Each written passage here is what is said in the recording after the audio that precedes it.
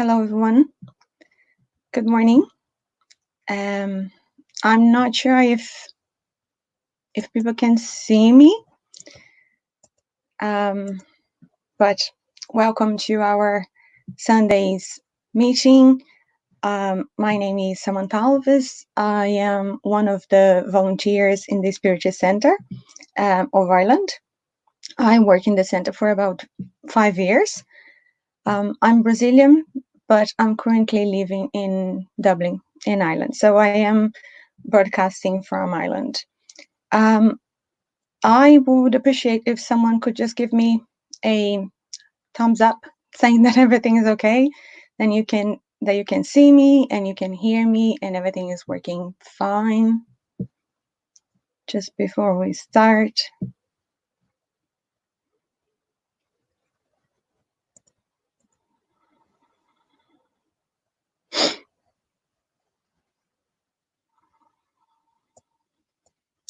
I can't see it yet. Cool. Nice. I can see that you can see me now. Cool. Great stuff.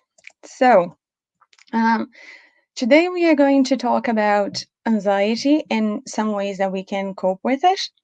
I have given this talk a year ago in the Spiritus Center here in Dublin, but I am hearing so much about anxiety these days from friends on the news, on social media, that I thought it could be a good idea to revisit this subject. So first things first, let's do our initial prayer. So if you guys want to close your eyes, take a deep breath.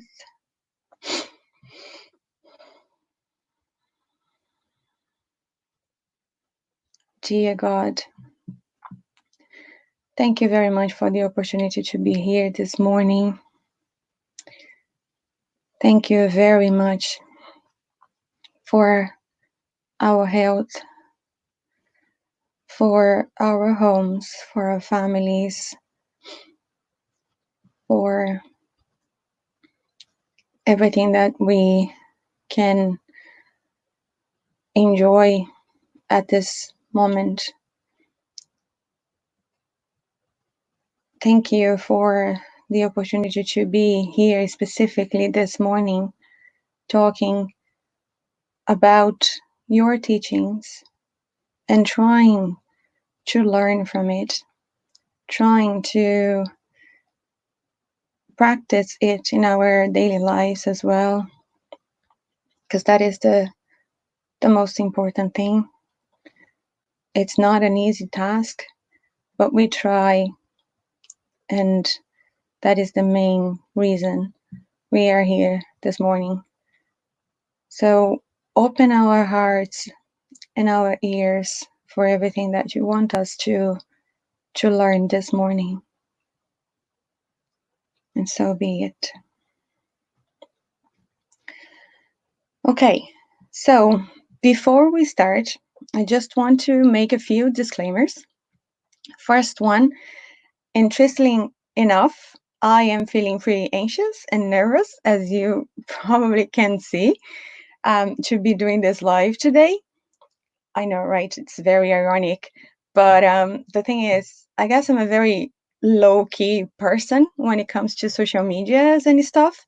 I barely post on my social media channels, let alone going live. So in fact, I've never made not even a single story before. So it is basically my first time. So bear with me on this one. Second, as most of you know, English is not my first language, so I'm sorry in advance if I say something wrong or if there's anything you don't understand. If there's anything at all that is unclear, please let me know and I can try and explain with other words. And third, just a quick note to say that I'm not a subject matter expert on anything in terms of anxiety or spiritism. I am basically just a good student, I would say. So Although I am a psychologist, I never worked as a psychologist. So what I did was I researched about the subject, and what I want to do is just to share my findings with you today and learn from it as well. So if there's anything that you ask that I don't know, or anything like that, I can take a note and I can come back to you later with an answer. So how does that sound? I hope it's okay. So let's rock and roll. And to start, I want to start with a reading from the Gospel according to Spiritism, chapter 5. Chapter 5 is The Consoling Christ. So page 132, item 7. And it reads, I am the great doctor of souls, and I have come to bring you the medicine that shall heal them. The frail, the suffering, and the infirm are my blessed children, and I have come to save them. Therefore, come to me, you who suffer and who are overburdened, and you will be soothed and consoled. Do not look elsewhere for strength and consolation, for the world is unable to provide them. God makes a supreme appeal to your hearts through Spiritism. Listen to it. May impiety, deceit, error, and disbelief be uprooted from your aching souls. They are the monsters that suck your purest blood, and which nearly always wound you mortally. In the future, humble and submissive to your Creator, may you practice His divine law, love, and pray. Be docile before the spirits of the Lord. Invoke Him from the depths of your heart, and then He will send you His beloved Son to teach you and say these good words. I am here. I have come to you because you have called me. The Spirit of Truth, Bordeaux, 1861. So I want to start with this because I think it is a good summary of everything that we are going to talk about today. And I think it's pretty enlightening, especially at this moment, because it sets the tone for today's talk.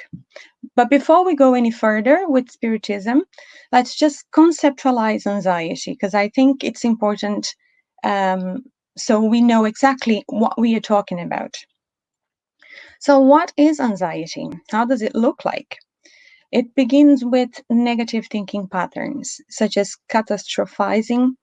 It's viewing situations as far worse than they actually are, or anticipating things to go wrong.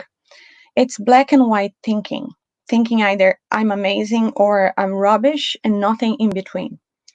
It's also perfectionism, the need to do everything in a certain way and the pressure that comes with it.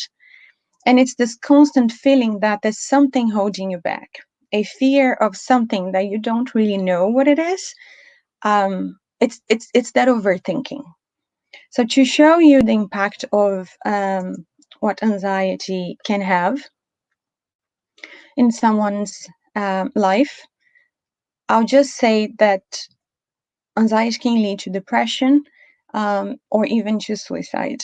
It's unfortunately, but it can happen. So it makes it harder to focus, to hold on to a job, and it can lead to relationship breakdown. So it's a pretty serious thing, right? So feelings of anxiety can be caused by a lot of things and vary according to what you're worried about and how you act when you feel apprehensive. They depend on lots of things, such as your genes, how you were brought up, what happened in your life, the way you learn and cope with things. But a lot of people don't know this.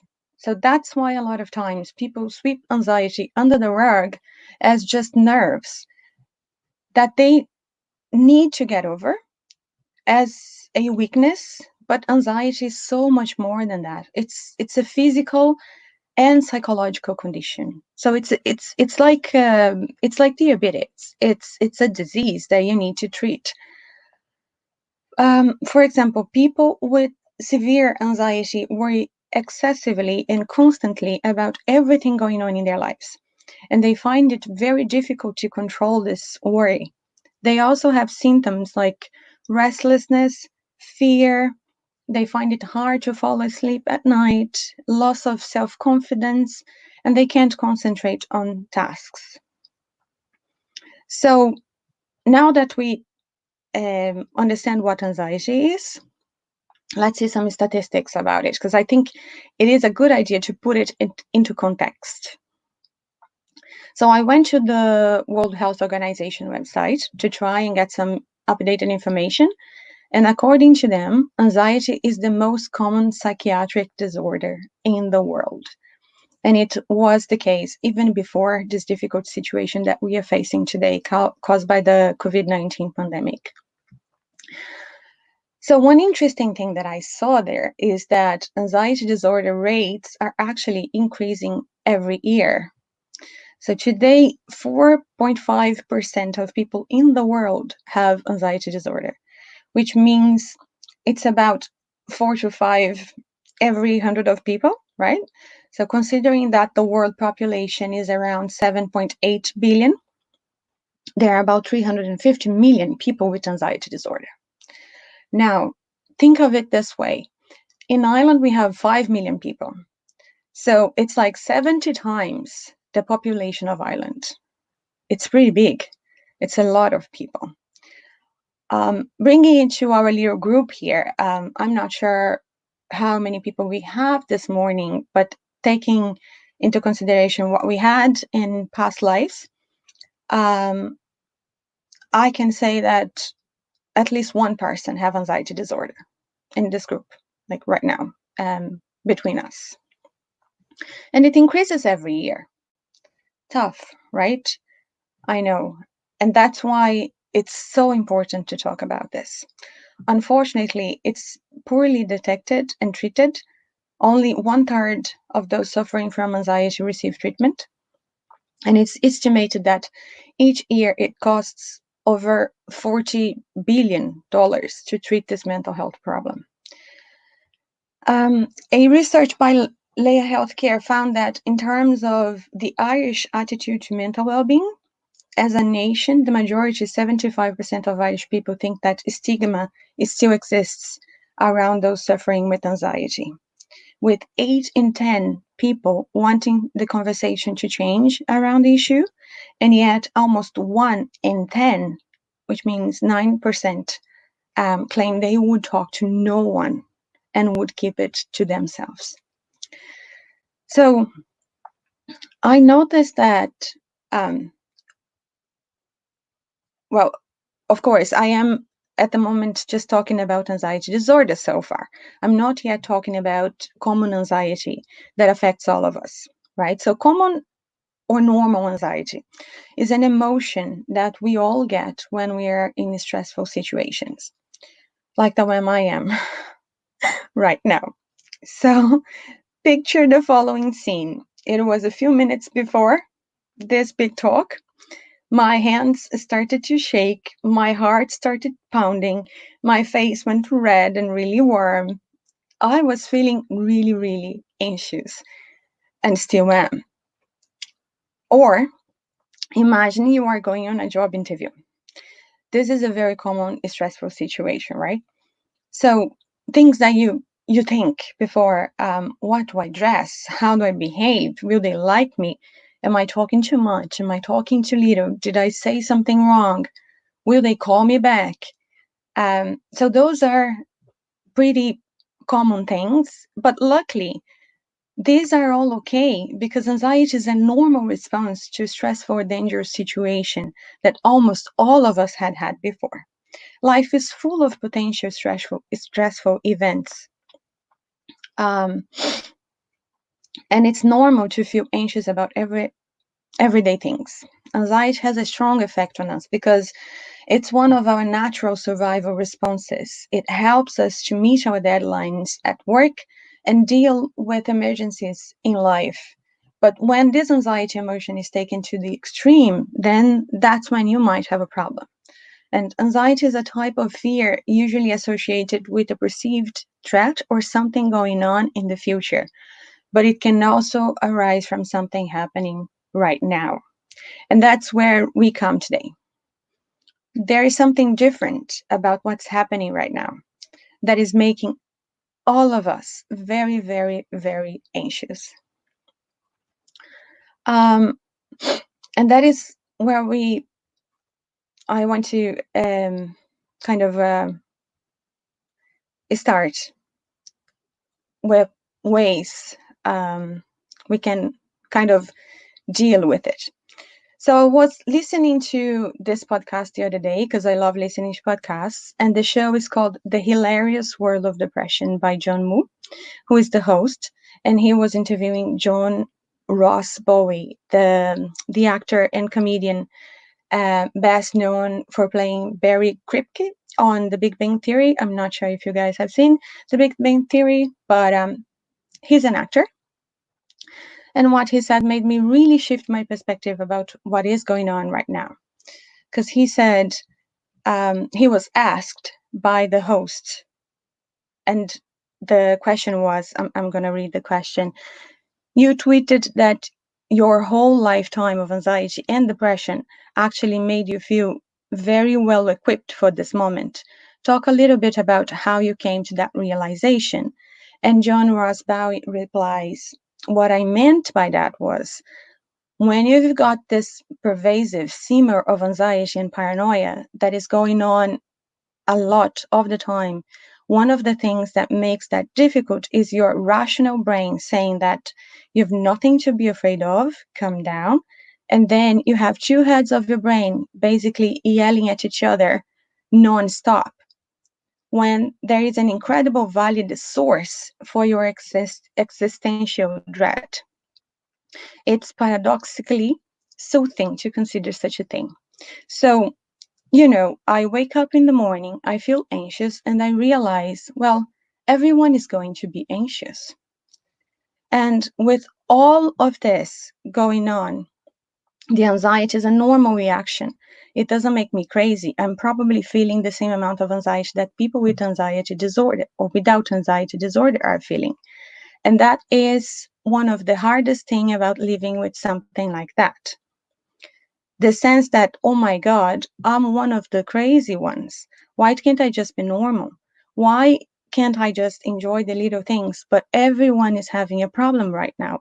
And there is that sort of dark take that, we can sit smugly in our thrones and go, see, we told you everything was awful. But, it's more complicated than that.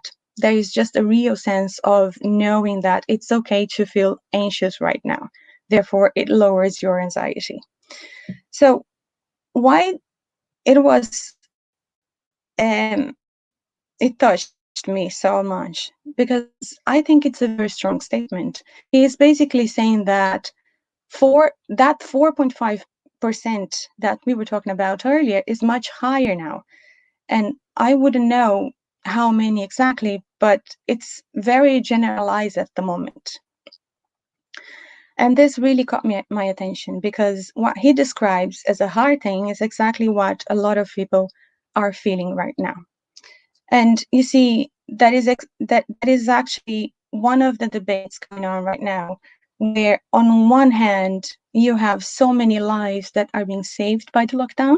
And on the other hand, the severe mental health issues a lot of people are facing, saying staying indoors. And please don't get me wrong, I'm not saying that that shouldn't be the case. Of course, life shouldn't be preserved above all.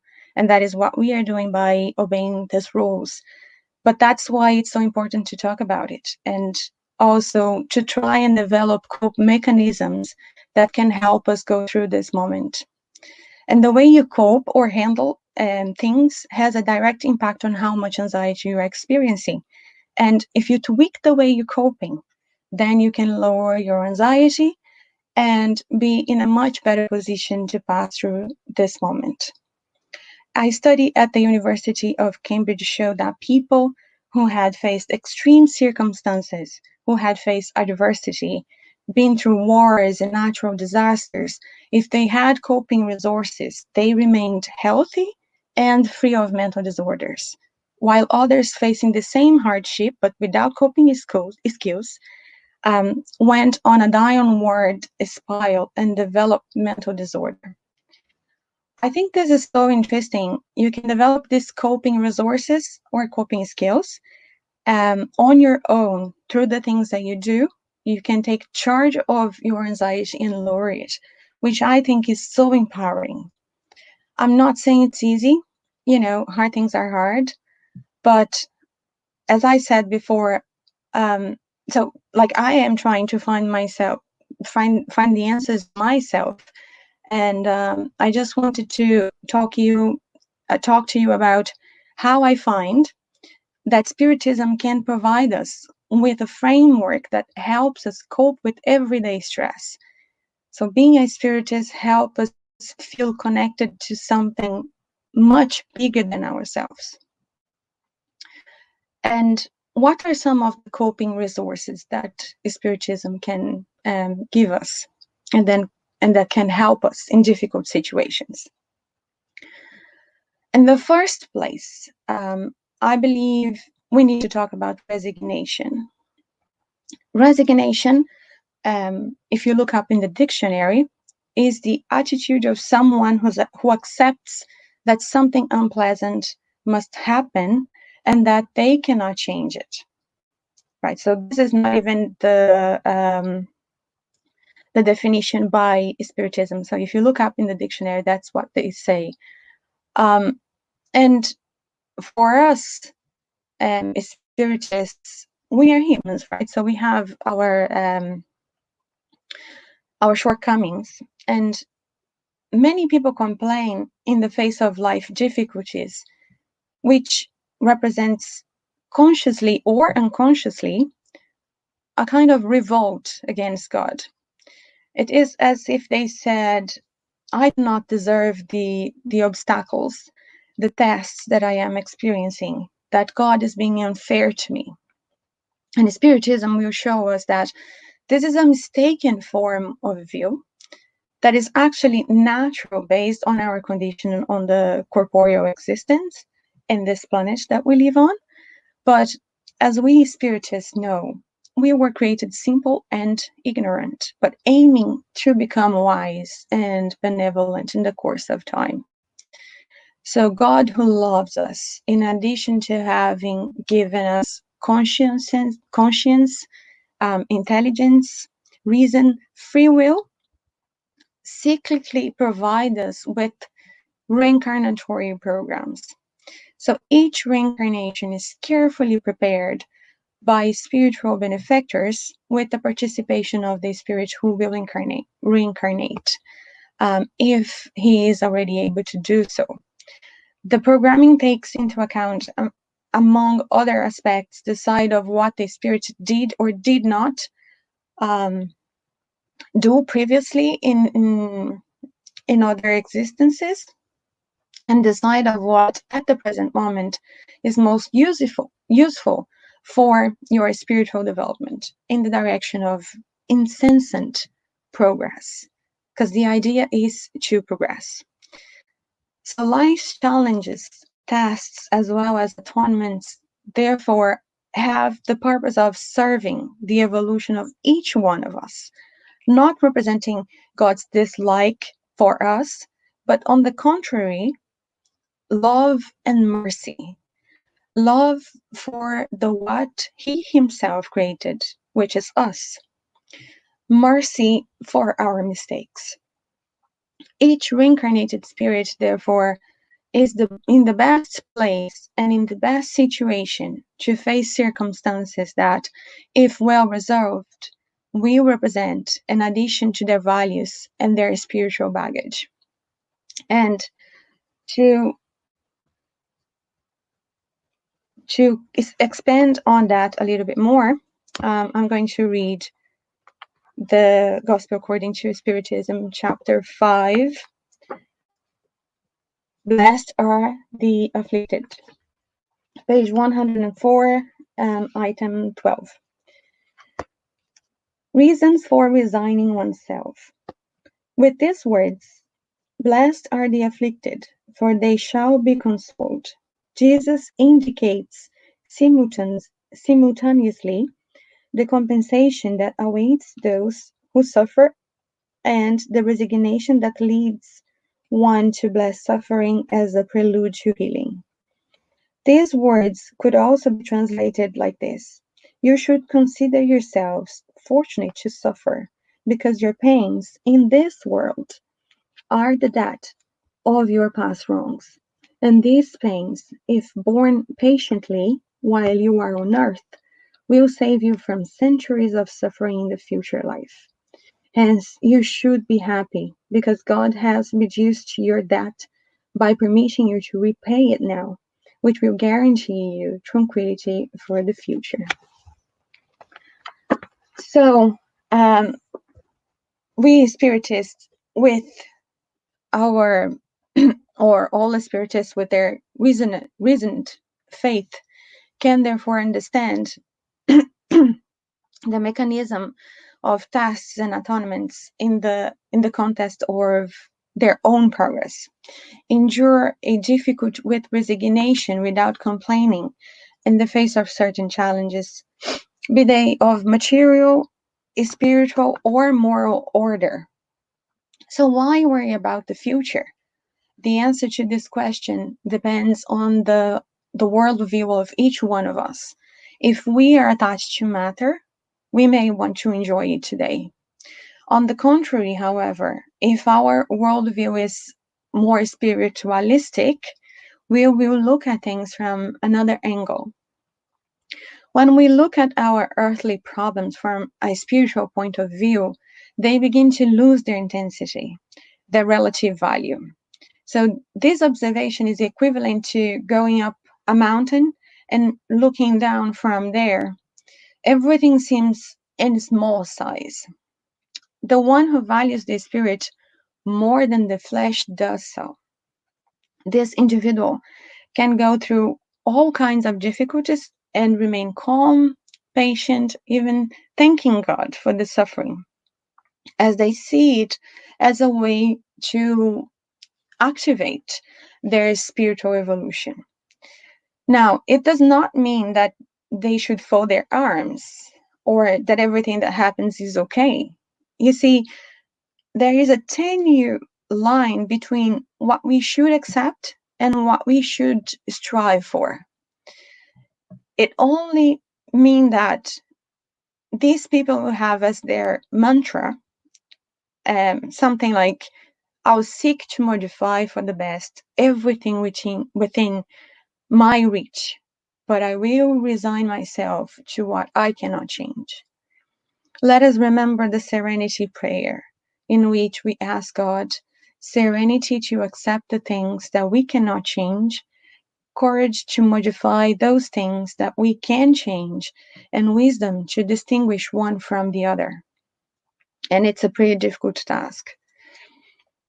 So the coronavirus, we can't change, but it's certainly an opportunity for so much we can do. And one thing is for sure: if it is happening, it should be happening. The reason why this is happening, we will probably only know much later. But we can choose now to do our part and stay at home. And by doing this, we are sacrificing our jobs, our freedom, and so on. But it's a powerful choice that you can make every day in the benefit of ourselves and others. So now, entering the sphere of things that we can do, and I think it is important to start with the consideration that Spiritism places us in the world in a very assertive way. Spiritism shows us that whatever we are facing on earth, it's just a temporary condition, that we are part of this flow of things. to learn and to become better. But we are, in fact, immortal beings. We will always exist. So it eliminates a degree of worry right there. With that in mind, much of our future becomes clear. Also, we will not only always exist, but we will be better in the future, as I already mentioned. And as explained by the law of evolution, that is one of the basic principles of the Spiritism doctrine. We never go back. We are just going forward, guaranteed. So I do not have to be afraid or concerned about my future because I will be better tomorrow than I am today. In that way, this affirmation just for itself give me even more clarity to see the situation as an opportunity to evolve. So, okay, we need to evolve. We understand that. We get that. But a lot of times we get very anxious and very harsh on ourselves when it comes to that because we see ourselves as far, far away from what we should be. And it is somehow discouraging. It's like if I thought, well, I'm not even close to being a Chico Xavier, so I might as well just give up. And according to Spiritism, we need to respect the process. We have the body, the skill set, the parents that we designed to help us on our mission of overcoming our limitations. So, in that sense, we can connect in a more pure, accepting, loving way to our own beings, just the way we are right now. No need to be anxious or to change completely overnight, just to gradually improve, building up from where we are right now. As we are here to have the experiences that will enrich us, and for these experiences to be beneficial to us, we must live each one of them at their own time, in the present, in a simple way, just the way they present themselves, and not wanting to the outcome or the result before going through the process. Nature has many examples to show how much the process is important.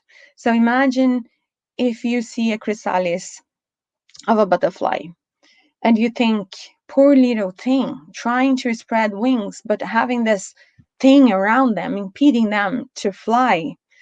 Let me help and break this thing and set them free. Then what happens? The butterfly falls down. And why? Because they are not ready to fly yet. They struggle against the pupa, is what makes their wings strong enough to fly. And that is exactly why they are so beautiful. They transform themselves from this creeping larva to a wonderful, colorful flying animal. I find it really enlightening. And Spiritism will also say that we can rely more on ourselves. As Jesus said, we are gods, the salt of the earth. We are God's children and Jesus' brothers. Then all this matter of self-essential deep image helps us to see us as we really are, intelligent beings of the universe, created by God in our path to perfection. So, on that note, again, I was listening to another podcast. I love podcasts. This one is a news podcast, the Global News podcast. And the scientist, Mary Miller, who is a professor of history in the Oxford University, she was saying that people learn to change their habits remarkably quickly. And she says, I'll read, if you look at great crises in the past, war, for example, people will adapt almost overnight. From the 19th century, when the war broke out, 2 weeks later, people were used to the ashes, to the blackout. I think we are more adaptable as a species that we like to recognize. And I think that's a good thing. Sometimes out of a crisis will come a sense of community, a sense of doing things for each other, slowing down and not rushing around, and in fact, savoring one particular thing at one particular time. So I like showing these things because for me, Spiritism is a way of living. And I find it really assuring for me that it's a good way of living because it's side by side with science. And even Divaldo Franco said in his life a few days ago how aligned Spiritism is with science. And even if it's not to go by science, because science is part of this law of evolution that we talk about in Spiritism. So that's why I brought this view from a scientist. So attending the Spiritist group meetings or studies like we are doing here right now also, I think, helps, especially because of the renewal of energy that it is in the Spiritist house. We are not physically in a Spiritist house right now, but I think it kind of works the same way. And when we attend a talk, it helps us to turn off that emotion of present world. And also we renew ourselves through the healing that happens even through lives like this one. So we need to trust the spiritual friends that are with us. When there's a gathering, there's help. And also another thing that I think is really good is doing kindness. And we are seeing so much of that at this moment, I think. It is a very important coping mechanism. And I think whatever we do in life, whatever work we produce, however much money we make, we cannot be fully happy until we know that someone else needs us, that someone else depends on our accomplishments, on the love that we have to share. Doing something with someone else in mind can carry you through the toughest times. You will know the why for your existence, and you'll be able to hear almost, or to bear almost almost anything. This could be volunteering to shop for an elderly or donating to charity. It could be sharing this knowledge that you gained today with other people, especially those who need it most. So if I was going to take something from this talk, I think kindness is the most important thing. Well, everything is important, but kindness put us in a different perspective. And that's why I think it's so powerful. Prayer is also really good because it helps for sure. It takes you off the cycle of confusion and brings you to a vertical connection. It takes you from the horizontally of the problem and puts you in contact with the higher power. When we learn to pray daily, our anxieties are submitted to God. And when we learn to make this so that it comes to, well, when we learn to make this, it actually comes from a place that is not ours, because ours, I mean, the help comes from a place that is not ours, because ours is always partial, incomplete, and often mistaken. We will find solution in transcendence, and this solution in transcendence help us to develop the human faith. And as it says in the gospel, so you learn to trust in yourself, to trust in others, and the divine faith, which is to trust in God, who is taking care of the boat, however drifty it can seem. And speaking of trust, God does not place heavy burdens on weak shoulders. That is, He does not put us into greater difficulties and sufferings that we can bear. The burden is proportional to our strength, just as the reward will be in accordance with our resignation and courage. We just need to trust Him, have faith, and look for Him. We use God very little. God is free, available 24/7, online for each one of us exclusively.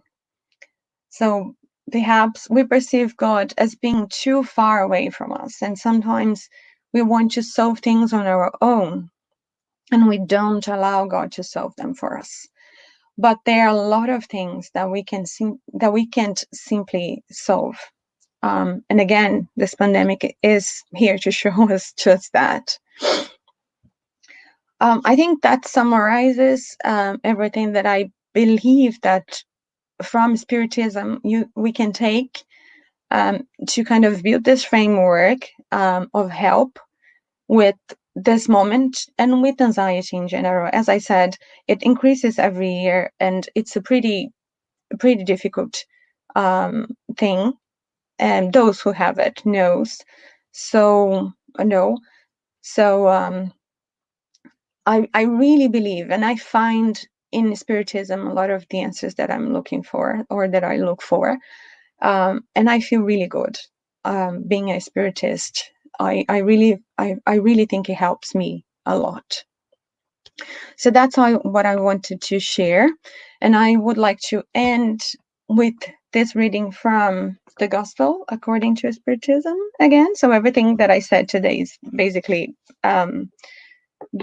based on the Gospel. And it reads, this chapter is about seek and you shall find. Observe the birds in the sky. Do not accumulate treasures on the earth, where rust and worms corrupt them, and where thieves unbury and seal them. But create treasures in heaven, where neither rust nor worms corrupt, for whatever you treasure is, there is your heart also.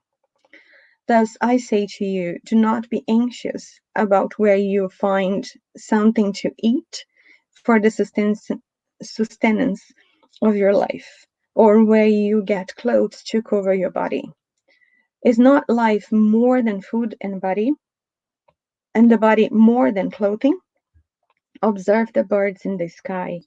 They neither sow nor reap, nor do they store anything in barns, but your heavenly Father feeds them. Are you not worth much more than they?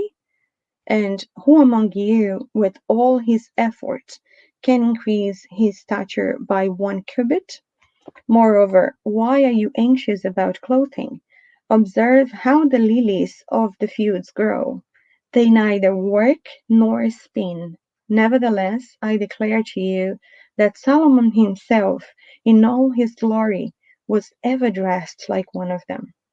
Thus, if God has taken care to clothe in such manner an herb in the field, which exists today and tomorrow will be cast into the fire, how much more care will he take in clothing you, O man of little faith? Therefore, do not be anxious, saying, what will we eat, or what will we drink, or what will we wear? As do the pagans who seek after all these things, because your Father knows what you need.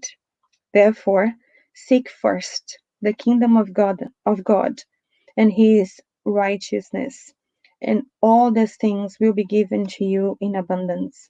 So do not be anxious for tomorrow will take care of itself. Each day has enough evil of its own. So that is it from me today. I hope those things make sense to you guys. Let's see if there's any question. As I said, if I don't know how to answer, I will take note and I can come back to you later. But let me just see what comments we have here today.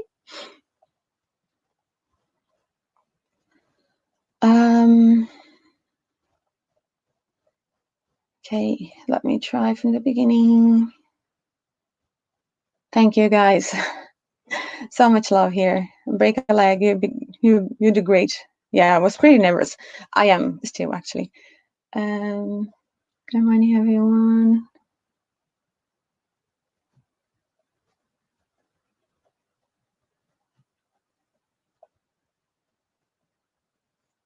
The best the spiritism to find the others. Okay, there's a comment here from Manuela Garcia, and the best of this is that the spiritist is afraid like the others.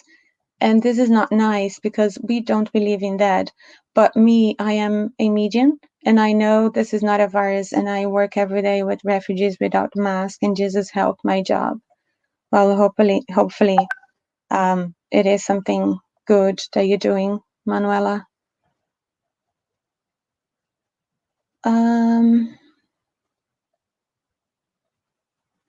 So you are anxious like everybody in this planet. Thank you. Yeah, exactly. That was my point. It's a normal thing. I wanted to believe in that.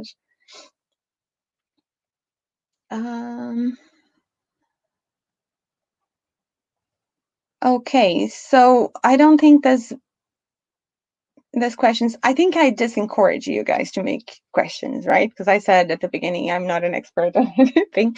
But if you have any question, you can fire them away, and if I know how to answer, I will.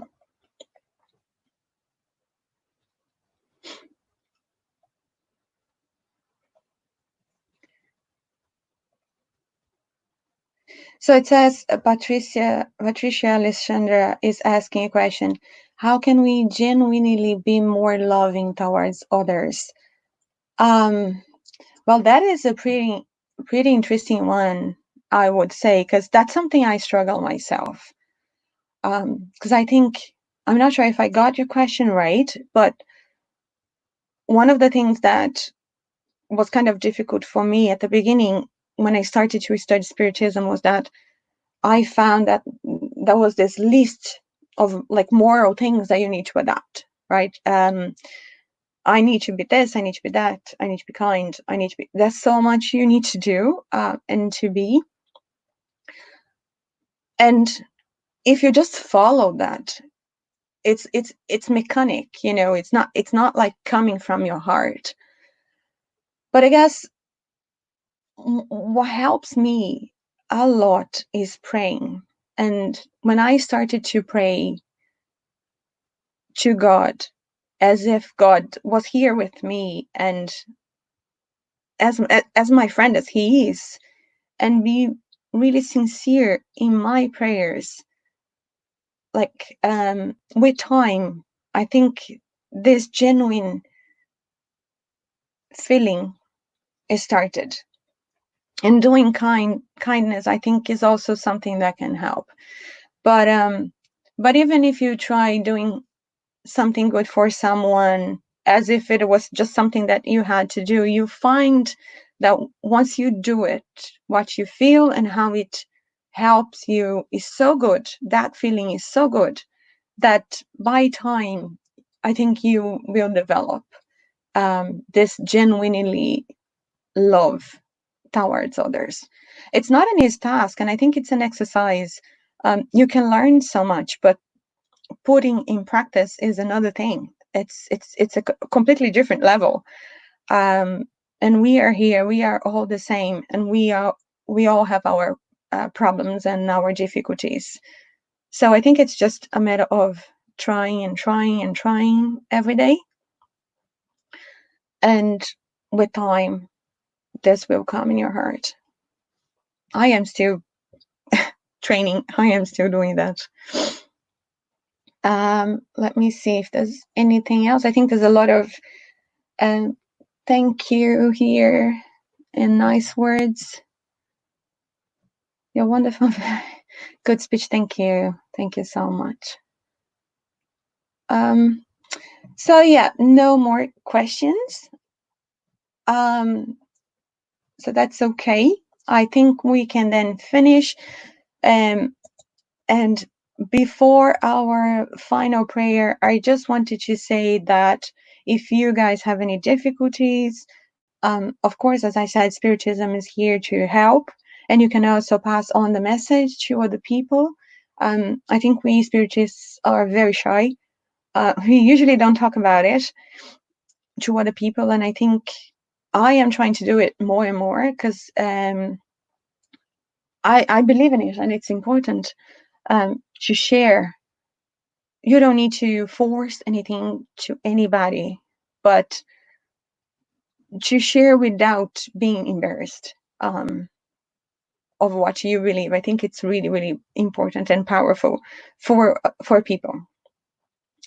And so apart from all of that, as I said, I went to the World Health Organization website, and in there are a lot of things that you can take that could also help. So they say things about doing something active every day, even if it's in your house, eating, healthily eating as well, because good food provides you with energy and good energy and things like that. They also say about mindfulness. So I do meditation every single day. I think it helps me a lot. I'm not a guru or anything, so I do guided meditation with the help of some apps. And I can't meditate, like don't have any thought in my mind when I'm meditating. But I think even if I stay I don't know, maybe 10 seconds without any thought, it's already helping me. So I do 10 minutes of meditation every day. And also the World Health Organization encourage people to do that. They also say that you need to think about what you're feeling, perhaps keep a diary, and express your feelings through art, poem, drawing, dancing, playing music. So you could do those things that will basically make you feel better. They also say about don't smoking, eating, don't using actually smoking, eating alcohol or the drugs to deal with your emotions, which is kind of really obvious, but yeah, and stay connected with friends and family, even if you are not connected, even if you're not connected in person, you can call them if you have a phone, of course, and if you have the ability to do that. So strive to do that and be in contact. Don't isolate yourself, because one thing is staying at home, but nowadays we have technology, we have so much that we can take advantage of. The majority of people, at least, have. So take advantage of those things. And the last thing that they say is to talk to a health worker or a counselor. If you don't trust a friend or anything, or a family member or anybody, so you can speak to your GP, a psychologist, or a psychotherapist, or also some people have health insurance, and in their health insurance there are some support lines, and that is all of them, if I am not mistaken, are 24/7, and they give mental well-being support. And there's also the yourmentalhealth.ie website. There's so much there. They also have a line, which is 086-1800-280. But it's in the website. It's yourmentalhealth.ie, the website. And there's also the Samaritans. The line is 116123, in case you want to talk to somebody that is neutral and prepared to talk to you. So that's it. The bibliography today was basically just the Gospel according to Spiritism, as I said, this book here. And also the website, the World Health Organization website, and the HSE website. And before we finish, let's do our final prayer. So if you guys could close your eyes, if you don't want to, that's okay. But open your hearts. God, dear friend, thank you so much for all your words this morning, for everything that you taught us this morning. Thank you so much for being with us every single day through our difficulties. We know a lot of times you are the strength that we have that carries us through the most difficult times. So hopefully we learned from your teachings, and hopefully we'll be able to put in practice those things. So thank you so much again this morning. So be it. So thank you so much, guys. Have a great day, everyone. Bye.